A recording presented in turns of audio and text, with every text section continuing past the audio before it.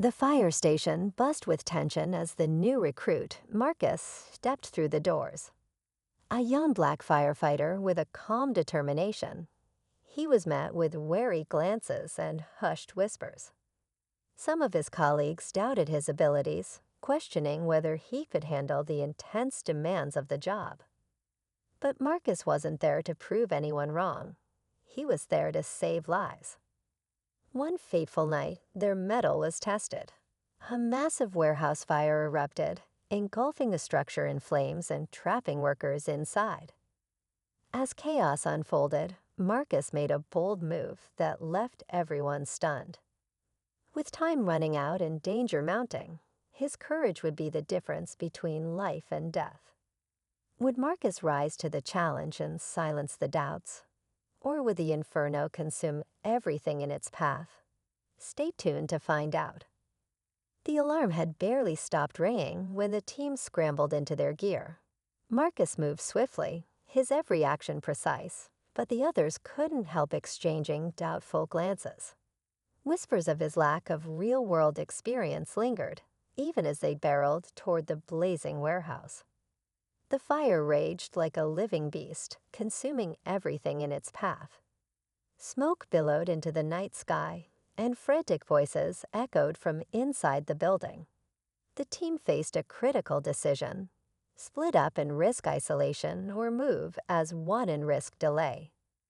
As tension mounted, Marcus stepped forward, his voice steady.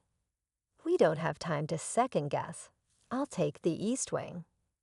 The others hesitated, unsure whether to let him take on such a dangerous task. But there was no time for debate. Every second counted. Would Marcus's bold move be his undoing? Marcus charged into the East Wing, the heat searing through his gear. The smoke was suffocating, but he kept his focus, scanning for any signs of life. Meanwhile, his team moved cautiously through other parts of the warehouse, their radios crackling with updates. "Marcus, status check," the captain called. "I've got heavy smoke, minimal visibility," Marcus replied, his voice calm but urgent. He pushed forward, following faint cries for help. Each step felt like a gamble, the unstable floor threatening to give way at any moment. Outside, the crew anxiously monitored the scene. Some uttered doubts about whether Marcus had bitten off more than he could chew. Others started to second-guess their own strategies, knowing lives were at stake. Inside, Marcus finally reached the trapped workers, but the flames were closing in fast. Could he save them in time? Marcus crouched low, shielding his face from the scorching heat as he counted the workers huddled in the corner. 5 in total, their faces pale and streaked with soot. "Stay close to me," he instructed firmly. "We're getting out of here." The flames roared louder, consuming the walls around them. The exit he had planned to use was now completely blocked. He scanned the room, searching for another way, his heart pounding but his mind razor-sharp. Through his radio, the captain's voice cut through the static. "Marcus, we're losing time." "What's your status?" "Routes compromised." "I'll find another way," Marcus replied, his voice steady despite the chaos. Outside, his team watched in mounting dread as the building began to groan under the strain of the fire. The roof sagged ominously, threatening to collapse. Inside, Marcus spotted a narrow passage, but could they make it out before everything came crashing down? Marcus guided the workers toward the narrow passage, his mind racing as he calculated their chances. Just as they reached the opening, a deafening crash echoed behind them. The roof over the East Wing caved in, sending a wave of heat and debris surging their way.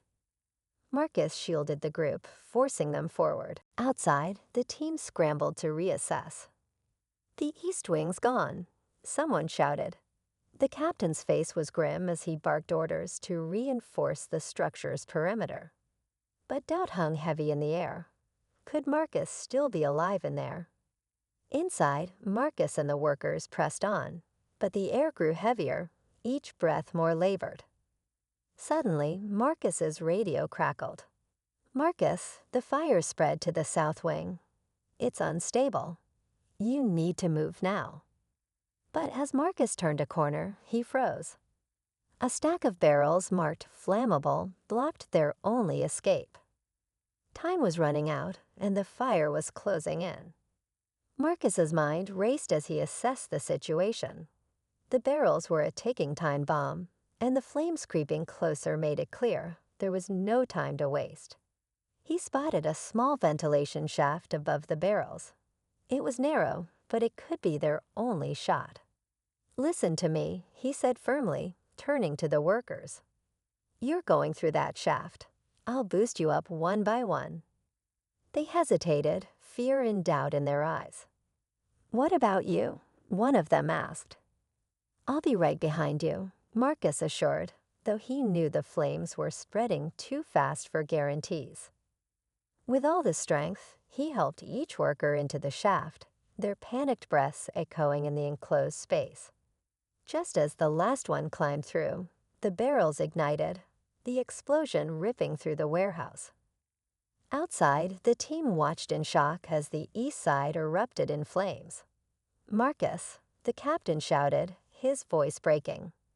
For a moment, it seemed all hope was lost. But then a figure emerged from the smoke, carrying the last worker on his shoulders. Marcus staggered out, coughing but alive. The team rushed to help, their earlier doubts erased by his bravery. As they all caught their breath, Marcus looked back at the burning warehouse. "Just doing my job," he said quietly, though the relief in his eyes told another story. But as the fire finally died down, the captain found Marcus staring at the wreckage, his expression unreadable. "What is it?" he asked. Marcus hesitated, then pointed to a barely visible trail of footprints leading away from the debris. Footprints that didn't belong to any of the workers they'd rescued. As the sun rose, the fire station was quieter than usual. Marcus sat with the captain, replaying the night's events in his mind. The footprints still nagged at him, but for now, the focus was on the lives they had saved. The workers Marcus rescued returned to thank him, their gratitude overwhelming. The once skeptical crew now looked at him with newfound respect, their doubts replaced by admiration. "You didn't just do your job, Marcus," the captain said. "You showed us what being a firefighter really means." Later, as Marcus packed up for the day, he glanced back at the charred remains of the warehouse. The trail of footprints had vanished, leaving the mystery unresolved. But Marcus wasn't looking for answers. He was ready for whatever challenge came next, knowing he had earned his place among the team.